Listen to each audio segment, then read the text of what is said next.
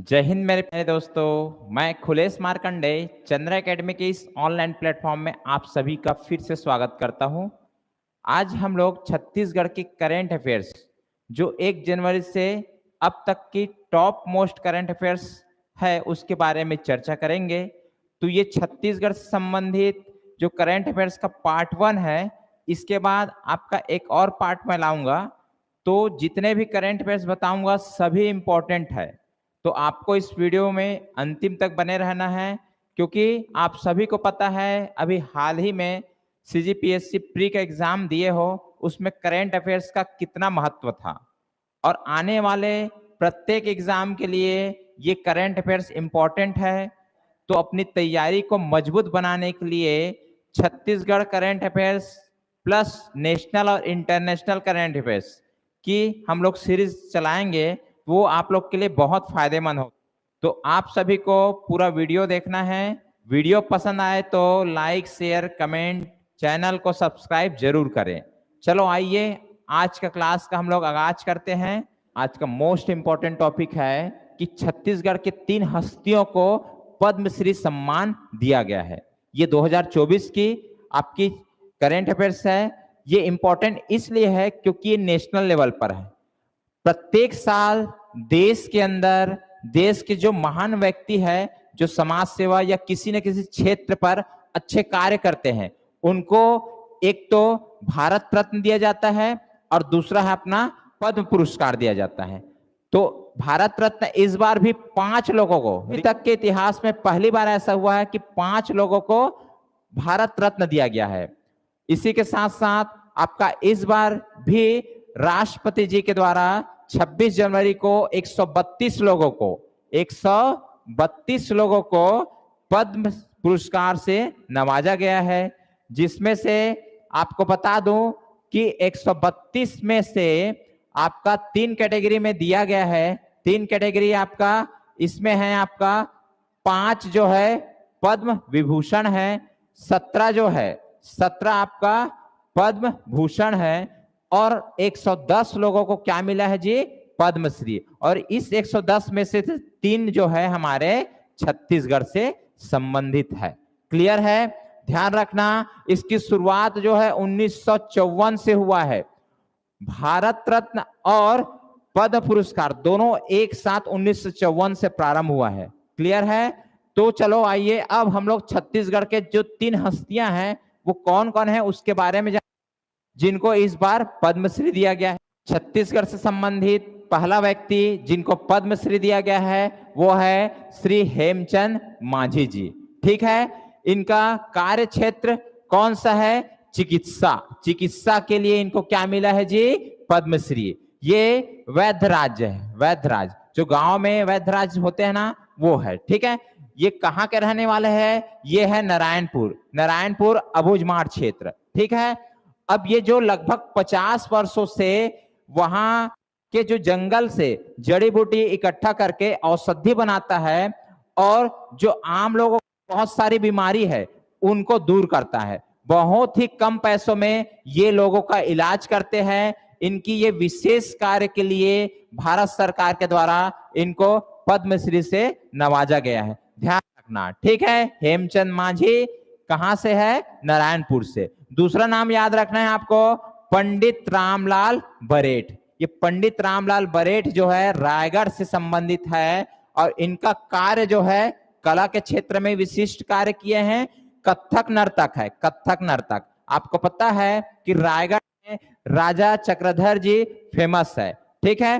तो ध्यान रखना ये रायगढ़ निवासी है। अब एक क्वेश्चन बनता है कि कौन से राजघराना से संबंधित है? तो इनका राजघराना है रायगढ़ राजघराना। क्लियर है? ये ध्यान रखना कि रायगढ़ राजघराना से संबंधित प्रसिद्ध कथक नर्तक पंडित रामलाल बरेठ अपना पूरा जीवन कथक नृत्य को समर्पित किया है। इनके पिताजी भी श्री कार्तिक राम बरेठ कथक नर्तक थे। क्लियर है? तो पंडित रामलाल बरेठ जी को याद रखना, इनको भी पद्मश्री से नवाजा गया है। और तो इसके पहले एक और पुरस्कार दिया गया है, यह है आपका संगीत नाट्य अकादमी। यह भी पुरस्कार इनको पहले से चुका है। तो ध्यान रखना है आपको, चलो नेक्स्ट देखिए, छत्तीसगढ़ के प्रसिद्ध तीसरा व्यक्ति है श्री जागेश्वर यादव जी। ये जो है समाज सेवा के लिए पूरे छत्तीसगढ़ में प्रसिद्ध है। ठीक है, कहाँ इसका निवास स्थल है जी, रहते कहाँ है, ये है जसपुर, जसपुर में रहते हैं। इनके कार्य जो है आदिवासी कल्याण के लिए, ये व्यक्ति जसपुर या फिर सरगुजा संभाग में बड़े ही फेमस है। इनका कार्य समाज सेवा है। इन्होंने विशेष पिछड़ी जनजाति केंद्र सरकार के द्वारा जो घोषित की गई है छत्तीसगढ़ में 5, उनमें से 2 जनजाति की कल्याण के लिए बहुत सारे काम किए हैं। सामाजिक कल्याण बोले या आर्थिक या फिर राजनीतिक, हर एक प्रकार की कल्याण के लिए इन्होंने विशेष योगदान दिए हैं। तो इस योगदान के लिए इनको क्या दिया गया है, पद्मश्री। ठीक है, ध्यान रखना कौन कौन सी जनजाति के लिए विशेष कार्य किए हैं, ये आपका बिरहोर जनजाति और एक है पहाड़ी कोरवा। ठीक है, 5 हमारे यहाँ आपका विशेष पिछड़ी जनजाति है, जिनमें से 2 हो गया आपका बिरहोर जनजाति, पहाड़ी कोरवा, एक होता है बैगा और उसके बाद अबूझमाड़ और एक है कमार। ये 5 जनजाति है जिनको केंद्र सरकार के द्वारा विशेष पिछड़ी जनजाति का दर्जा दिया गया है। 2 आपका राज्य सरकार के द्वारा भी दिया गया है, एक है पंडो और दूसरा है भुजिया, इसको भी याद रखना। ये जो जागेश्वर यादव जी को जसपुर में बिरहोर जनजाति के भाई के नाम से भी जाना जाता है। क्लियर है, इनके द्वारा वहां पर आश्रम का भी स्थापना किया गया है, जहां पर वहां के जो लोगों को समाज के प्रति जागरूक कराने के लिए कार्य का भी आयोजन करते रहते हैं। ठीक है, तो आपको ये 3 नाम याद रखना है। सिर्फ हमारा है कि इस बार फिर राज्य वीरता पुरस्कार 2024, अगला टॉपिक हमारा है कि राज्य के 4 बालकों को राज्य वीरता पुरस्कार 2024 का पुरस्कार दिया गया है। ठीक है, 26 जनवरी 2024 को छत्तीसगढ़ के राज्यपाल श्री विश्वभूषण हरिचंदन जी के द्वारा 4 बालकों को राज्य वीरता पुरस्कार दिया गया है। ठीक, इनके विशिष्ट कार्य क्या है उनके बारे में भी देखेंगे। सबसे इंपॉर्टेंट है नाम जानना। एक नाम है ओम उपाध्याय। ओम उपाध्याय कहाँ रहने वाले हैं जी, दुर्ग निवासी है। दूसरा नाम याद रखना है प्रेमचंद साहू, प्रेमचंद साहू और लोकेश कुमार साहू, ये दोनों रायपुर में रहने वाले हैं। ठीक है, चौथा नाम याद रखना है अर्नव सिंह। अर्नव सिंह ये है आपका सरगुजा निवासी। ठीक, इनको राज्यपाल के द्वारा क्या पुरस्कार दिया गया है, 25,000 की राशि दी गई है और साथ में प्रशस्ति पत्र भी प्रदान किया गया है। क्लियर है, अब ये 4 नाम याद रखना है, एक दुर्ग से है, 2 रायपुर और एक सरगुजा। क्लियर है, तीनों संभाग से समझ जाओ, दुर्ग संभाग, रायपुर संभाग, सरगुजा संभाग। चलो इनके बारे में हम लोग थोड़ा जान लेते हैं। ये देखो, ये जो ओम उपाध्याय जी है, इनके द्वारा जो किया गया कार्य वो बड़ा ही सराहनीय है। कैसे, सुबह सुबह एक बच्चा जो है दुर्ग में अपने घर से बाहर निकलता है और सुबह का समय था, बहुत सारे कुत्ते जो है आसपास वहीं पर रहते हैं और सभी कुत्ते जो है उस बच्चे को घेर लेते हैं। अब वो बच्चा रोने लगता है, अचानक नजर इस ओम उपाध्याय जी का वहां पर पड़ जाता है और ये देखता है कि कुत्ते जो है उस बच्चे को घेर लिए हैं। एकदम दौड़ते दौड़ते जाता है और वहां से उस बच्चे को निकालता है। सब कुत्ते जो है इनके पीछे पड़ जाते हैं। अब ये अपनी जान की बाजी लगा करके वो छोटे से बच्चे को बचा लेता है। तो इसके इस साहसी कार्य के लिए इनको क्या दिया गया है, राज्य वीरता पुरस्कार। ठीक, चलो अब 2 नाम ये देखते हैं, प्रेमचंद साहू, लोकेश कुमार साहू। ये दोनों रायपुर डंगनिया के निवासी है। क्या होता है कि दोस्ती यारी में एक छोटा सा बालक भी जाता है नहाने के लिए तालाब में और वो अचानक इन लोग को पता चलता है कि डूब रहे हैं। तो वो जो छोटे से बच्चे को डूबते हुए इन लोग देखते हैं दोनों, और दोनों मिल करके उस बच्चे को निकालता है, उसकी जान बचा लेता है। तो इस कार्य के लिए इनको, इन दोनों को भी क्या मिला है, राज्य वीरता पुरस्कार। और एक नाम है आपका अर्नव सिंह, ये आपका सरगुजा निवासी है। ये क्या है, अपने फैमिली के साथ अपने रिश्तेदार के यहाँ से वापस अपने घर आते रहता है। तो अचानक इसकी नजर पड़ता है कि एक शासकीय जगह पर आग लगी हुई है। तो आग लगी हुई है तो अचानक इसका दिमाग चलता है कि 112 में कॉल किया जाए। 112 नंबर में कॉल करता है और कॉल करने पर पुलिस को तुरंत सूचना देता है और पुलिस जो है 15 से 20 मिनट के अंदर में आ करके वहां 3 लोग सोए रहते हैं उनको बचाते हैं और वो जो शासकीय संपत्ति उसको जलने से बचा लेता है। तो इस कार्य के लिए इनको भी राज्य वीरता पुरस्कार दिया गया है। क्लियर है, समझ आया? नाम आपको याद रखना है, बाकी तो कहानी है। चलो आगे चलते हैं, नेक्स्ट टॉपिक पर चलते हैं हम लोग। नेक्स्ट टॉपिक है कि मुख्यमंत्री श्री विष्णुदेव साय जी के द्वारा हाल ही में आपका कबीरधाम जिला में एक गुड़ उद्योग का शुभारंभ किया गया है। गुड़ उद्योग, ठीक है, गुड़ उद्योग, तो नाम क्या है? नाम भी इंपॉर्टेंट है, मां रुक्मणी गुड़ उद्योग का शुभारंभ पहली बार गवर्नमेंट के द्वारा किया गया। ध्यान रखना, स्थान कहां पर है? कबीरधाम जिला है। स्थान की बात करेंगे ग्राम कुसुमघटा। कुसुमघटा किसके द्वारा शुभारंभ किया गया है? हमारे जो मुख्यमंत्री श्री विष्णुदेव साय जी के द्वारा। यह गुड़ उद्योग जो आधुनिक एवं तकनीकी विधि से संचालित है, इसकी पेराई क्षमता प्रतिदिन कितना है? 1200 क्विंटल है।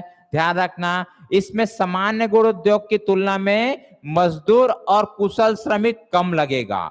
मतलब ये बोला जा रहा है कि इस उद्योग को चालू करने के लिए 25 से 30 लोग भी यदि मिल गए और वो कुशल श्रमिक हो तो आसानी से आप इस उद्योग को चला सकते हैं और प्रतिदिन आपका 1200 क्विंटल गुड़ पेराई किया जा सकता है। क्लियर है? तो इसका विशेष उतना इंपॉर्टेंट नहीं है, मगर यह उद्योग कहां पर स्थापित किया गया है? ग्राम कुसुमघटा, कबीरधाम। किसके द्वारा? आपका विष्णुदेव साय जी के द्वारा। नाम क्या रखा है? मां रुक्मणी गुड़ उद्योग। क्लियर? चलो नेक्स्ट टॉपिक देखिए। नेक्स्ट टॉपिक हमारा है स्वच्छ सर्वेक्षण पुरस्कार 2023, जिसका पुरस्कार 2024 में दिया गया है। ठीक है, राष्ट्रपति श्री द्रौपदी मुर्मू जी के द्वारा कौन से मंत्रालय के द्वारा? आवास और शहरी कार्य मंत्रालय के द्वारा ये जो लिस्ट जारी किया गया है, इनको पुरस्कार दिया गया है। किसके द्वारा? राष्ट्रपति द्रौपदी मुर्मू जी के द्वारा दिया गया है। क्लियर है? स्वच्छ सर्वेक्षण 2023 का रिपोर्ट है। अब इसके बारे में इसलिए पढ़ना है क्योंकि ये जो रिपोर्ट आया है इसमें छत्तीसगढ़ के बहुत सारे शहरों का नाम है जो टॉप किए हैं और छत्तीसगढ़ का नाम पूरे देश में चर्चित है क्योंकि इस बार का जो सर्वे आया है इसमें सब बहुत सारे शहर जो है टॉप किए हैं। चलो आइए थोड़ा समझते हैं। 2023 का जो थीम था waste to wealth. Waste to wealth मतलब वेस्ट को वेल्थ में कन्वर्ट करना। ठीक है, जैसे कि वेस्ट मतलब अपशिष्ट पदार्थ का यूज करके आप एनर्जी प्रोड्यूस करते हुए देखे होंगे, या फिर वेस्ट पदार्थ का यूज करके कुछ घरेलू सामान भी बनाए जाते हैं। क्लियर? तो इस बार का थीम क्या है? Waste to wealth. और 2024 का थीम क्या है? Reduce, reuse and recycle. ठीक है, वेस्ट मटेरियल का रिड्यूस करना है, रीयूज करना है, फिर से रिसाइकलिंग करना है, ये इस बार का थीम है।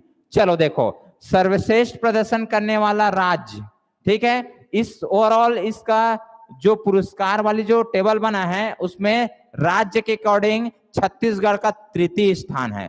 प्रथम स्थान में किसका है जी? महाराष्ट्र का।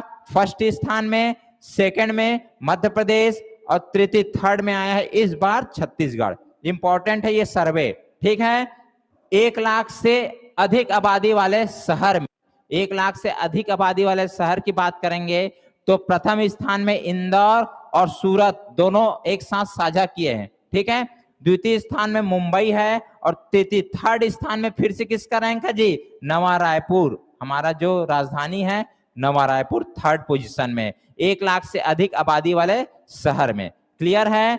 चलो एक और देख लो। 1 लाख से कम आबादी वाला, 1 लाख से कम आबादी वाले शहर में प्रथम स्थान महाराष्ट्र का है, बट देखो सेकंड पोजीशन में किसका है जी? फिर से छत्तीसगढ़। छत्तीसगढ़ का वो भी पाटन। ठीक है, पाटन का। और इसी में आपका 11वां पोजीशन जो आया है कुम्हारी का भी है, 11वां पोजीशन। तो आपको फर्स्ट और सेकंड देखना है। सेकंड पाटन का 1 लाख से कम आबादी वाले में। क्लियर? चलो आगे बढ़ते हैं हम लोग। नेक्स्ट हमारा है 15,000 से कम आबादी वाले की बात में कौन सा आ रहा है? फर्स्ट पोजीशन में पाटन का नाम फिर से आया है। ठीक है, द्वितीय स्थान चिकिटी उड़ीसा का है और थर्ड पोजीशन में रामानुजगंज, ये हमारा फिर से छत्तीसगढ़ का नाम आया है। ठीक है, 15 से 25,000 आबादी वाले शहर की बात करेंगे तो इसमें प्रथम स्थान आरंग, आरंग रायपुर छत्तीसगढ़, ठीक है। द्वितीय स्थान खोंगापानी और थर्ड स्थान में कौन सा है, नारायणपुर। देखो छत्तीसगढ़ का कितना स्थान का नाम आपको यहां देखने मिल रहा है। 25 से 30,000 की आबादी वाले की बात करेंगे, फिर से प्रथम स्थान किसका है जी, कुम्हारी। देखो 15,000 से कम आबादी पाटन, 15 से 25,000 वाले में आरंग, 25 से 50 वाले में कुम्हारी। क्लियर है। द्वितीय स्थान गोबरा नवापारा राजिम के पास है, ये भी इसका भी नंबर लगा। थर्ड दल्ली राजारा बालोद जिला। क्लियर है। तो ये सब आपको ध्यान रखना है। नेक्स्ट एक और देखो, लास्ट है ये हमारा कि 50 से 1 लाख आबादी वाले शहर की बात करें तो इसमें किसका नंबर है जी, इसमें फर्स्ट है, देखो यहां पर महासमुंद, महासमुंद जिला इसका फर्स्ट है। सेकंड में चिरमिरी, चिरमिरी भी जानते हैं, ठीक है। थर्ड बिरगांव, बिरगांव, ये तीनों कौन सा है, छत्तीसगढ़ का शहर है। तो देखो ये टॉपिक कितना इंपॉर्टेंट, आपको सभी को ध्यान रखना है। क्लियर। चलो नेक्स्ट टॉपिक देखिए। नेक्स्ट टॉपिक हमारा है कि छत्तीसगढ़ के नए महाधिवक्ता नियुक्त किया गया है और ये महाधिवक्ता का नाम है प्रफुल्ल एन भारत। ठीक, ये भी इंपॉर्टेंट है, ध्यान रखना कि छत्तीसगढ़ में 9वें क्रम का महाधिवक्ता नियुक्त किया गया है जो सतीश चंद्र वर्मा का स्थान लेंगे। नाम क्या है, प्रफुल्ल एन भारत। ये इसके पहले बिलासपुर हाई कोर्ट में सीनियर एडवोकेट रहे हैं। क्लियर है। अब वर्तमान में क्या बन गए हैं, महाधिवक्ता। ये मूलतः छत्तीसगढ़ जगदलपुर के रहने वाले हैं। क्लियर। अब देखो महाधिवक्ता की नियुक्ति कौन करता है जी, अनुच्छेद 165 के तहत प्रत्येक राज्य के राज्यपाल के द्वारा इसकी नियुक्ति की जाती है। प्रत्येक राज्य में एक महाधिवक्ता होते हैं। क्लियर। चलो आगे बढ़ते हैं हम लोग।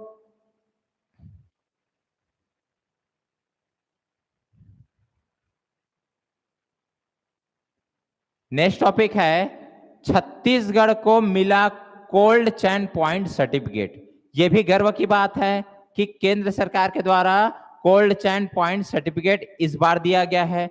अब ये किस लिए मिला है समझते हैं। ठीक, चलो देखते हैं। छत्तीसगढ़ देश का दूसरा राज्य है जिसे कोल्ड चैन पॉइंट सर्टिफिकेट दिया गया है और यह सर्टिफिकेट आईएसओ सर्टिफिकेट है। ठीक है, आईएसओ सर्टिफिकेट है, ये ध्यान रखना है आपको। छत्तीसगढ़ के बस्तर अंचल के 3 हॉस्पिटलों में वैक्सीन को सुरक्षित रख रखाव के लिए यह सर्टिफिकेट दिया गया है। इसमें से एक आपका स्वास्थ्य केंद्र है नरहरपुर, दूसरा स्वास्थ्य केंद्र है आपका केशकाल और तीसरा प्राथमिक स्वास्थ्य केंद्र है बेलूर। ठीक है, तीनों बस्तर संभाग से संबंधित है। तो आपको याद रखना है कि छत्तीसगढ़ देश का दूसरा राज्य है जिनको कोल्ड चैन पॉइंट का सर्टिफिकेट दिया हुआ है। क्लियर है। चलो नेक्स्ट टॉपिक देखिए। नेक्स्ट टॉपिक भी इंपॉर्टेंट है। इस बार जो गणतंत्र दिवस हुआ है उसमें छत्तीसगढ़ से भी झांकी का प्रदर्शन किया गया है। ठीक है, तो हम लोग इसके बारे में डिटेल जानते हैं थोड़ा। देखो नई दिल्ली स्थित कर्तव्य पथ पर होने वाले परेड के लिए 28 राज्यों में से 16 राज्यों का चयन किया जाना था जिसमें छत्तीसगढ़ का नाम भी आया है। अब छत्तीसगढ़ की जो झांकी इसमें शामिल हुए हैं वो बस्तर की आदिम जन संसद मुरिया दरबार, आप सबको पता है मुरिया दरबार के बारे में। तथा इस बार एक और झांकी शामिल हुआ है, वो है कोंडागांव जिले के बड़े डोंगर। कोंडागांव जिले के बड़े डोंगर, नाम क्या है, लिमऊ राजा। लिमऊ राजा की संस्कृति को भी इसमें शामिल किया गया है। क्लियर। ये आपका मुरिया दरबार सब जानते हैं, ये लिमऊ राजा बड़े डोंगर। ठीक है, कोंडागांव बड़े डोंगर की फेमस क्या है, इनको देवता के रूप में मानते हैं वहां, देवता भगवान के रूप में। ठीक है, यदि किसी प्रकार की बैठक करवाना है गांव में तो कोई मुखिया नहीं है तो ये लिमऊ मतलब नींबू को पत्थर के ऊपर रखते हैं और इसको भगवान मान करके यहाँ पर ये जो निमऊ राजा है, लिमऊ राजा, ये बड़े डोंगर जो एरिया है, क्षेत्र है, यहाँ पर इनकी बड़ी ही मान्यता है।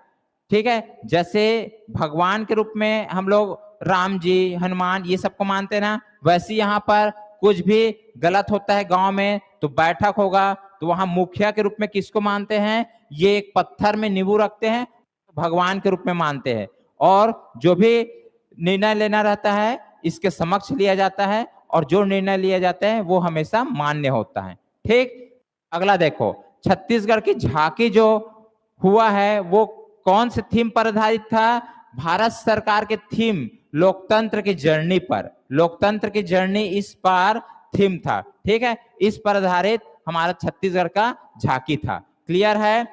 अब इस झांकी के समय आपका छत्तीसगढ़ के कलाकारों के द्वारा परब नृत्य भी प्रस्तुत किए गए थे। यह भी ध्यान रखना, परब नृत्य जो है धुरवा जनजाति के द्वारा किया जाता है, तो इसकी भी प्रस्तुति हुई है। आपको तीन बात याद रखना है कि छत्तीसगढ़ के झांकी बस्तर की आदिम जन संसद मुरिया दरबार शामिल हुआ था, साथ में कोंडागांव जिले के बड़े डोंगर कौन सा, लिमाऊ राजा भी इसमें शामिल हुए थे। ठीक है, और एक है आपका कि छत्तीसगढ़ के कलाकारों ने भी अपना प्रदर्शन वहां प्रस्तुत किया है परब नृत्य के रूप में। क्लियर, चलो आगे बढ़ते हैं हम लोग। अगला है हमारा, छत्तीसगढ़ को बेस्ट परफॉर्मेंस अवार्ड में द्वितीय स्थान मिला है जी। कौन सा कार्य किया है उनके लिए मिला है, ये देख लेते हैं हम लोग कि राज्य को गैर कोयला मुख्य खनिज ब्लॉकों की नीलामी के लिए राष्ट्रीय स्तर पर बेस्ट परफॉर्मेंस अवार्ड की श्रेणी में द्वितीय स्थान मिला है। ठीक है, सेकंड पोजीशन में है। वर्ष 2022-23 में कुल 35 गैर कोयला आवंटित क्षेत्र था, ठीक है, जिनका नीलामी होना था, उनमें से 20 खनिज ब्लॉकों का ई ऑक्शन हुआ है। 35 आवंटित किए थे बट उसमें 20 जो है खनिज ब्लॉकों का ई ऑप्शन हुआ है। ठीक है, केंद्रीय कोयला व खनन मंत्री श्री प्रहलाद जोशी के द्वारा मध्य प्रदेश की राजधानी भोपाल में जो आयोजित हो रही थी कार्यक्रम, उसमें यह पुरस्कार को दिया गया है। क्लियर है। ठीक, छत्तीसगढ़ को बेस्ट परफॉर्मेंस अवार्ड में द्वितीय स्थान इस बार मिला है। ठीक है, चलो नेक्स्ट देखिए।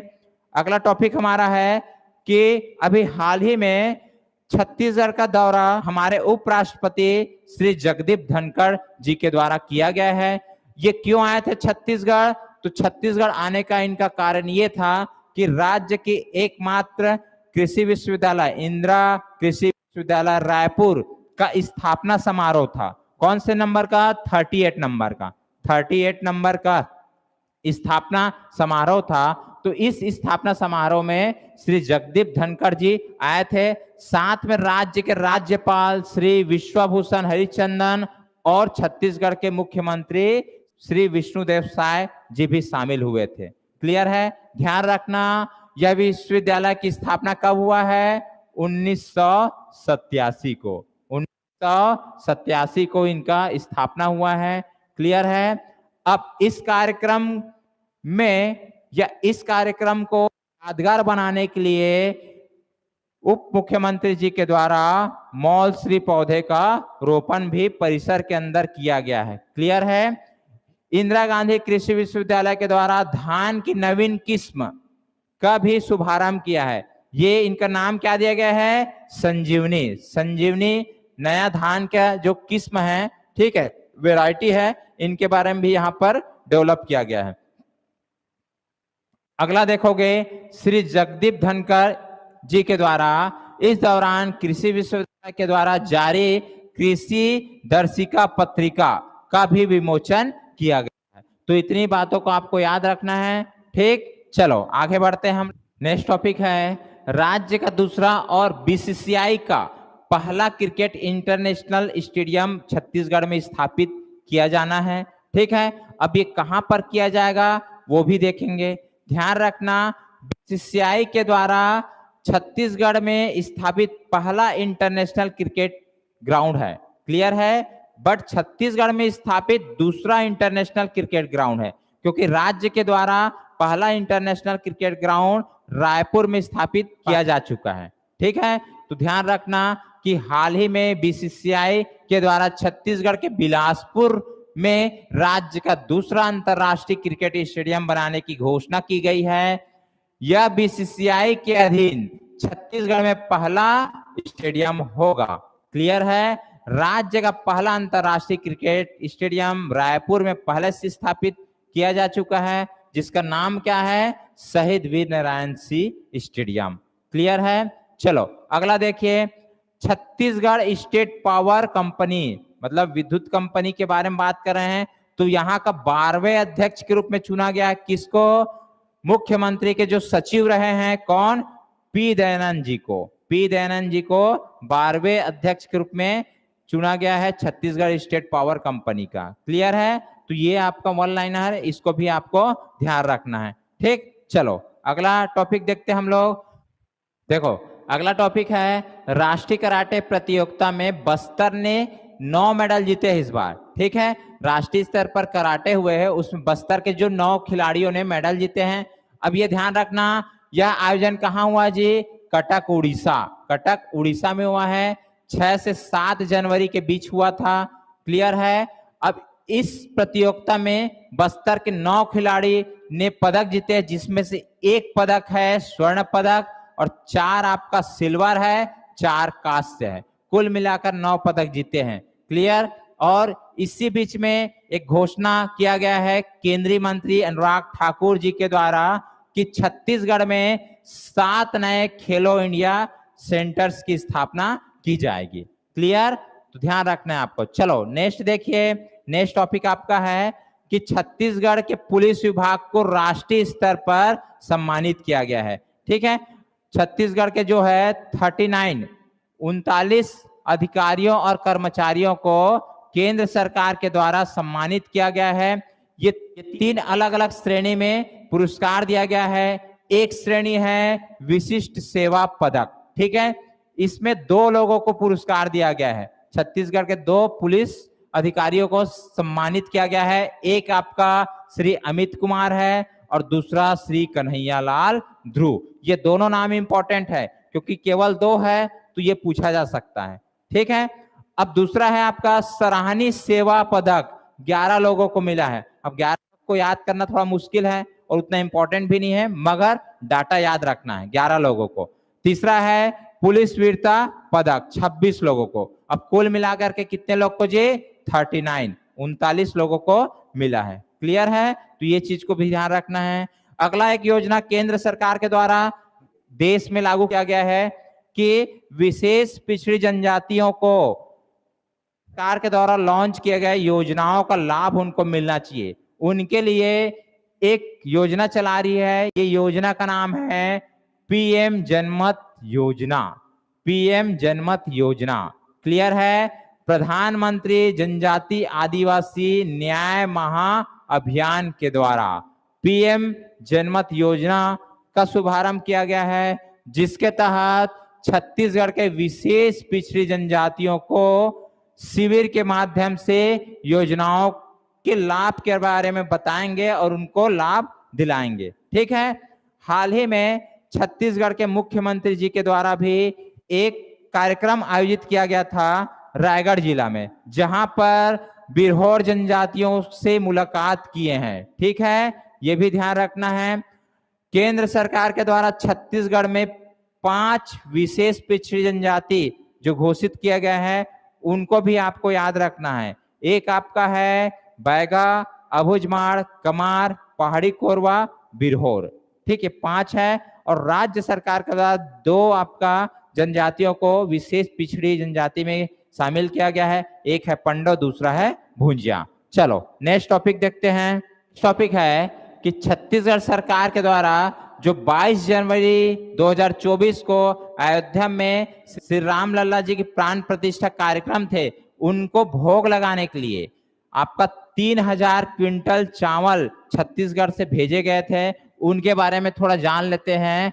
3000 क्विंटल चावल अयोध्या भेजे गए हैं, क्या करने के लिए? राम जी को भोग लगाने के लिए। ठीक है, या फिर आपको 300 मीट्रिक टन भी बोला जा सकता है। अब यह चावल जो है छत्तीसगढ़ के 33 जिलों से संग्रहित किए थे। क्लियर है? ये विशेष बात है कि प्रत्येक जिले से ये जो 3000 क्विंटल चावल है इकट्ठा किया गया था।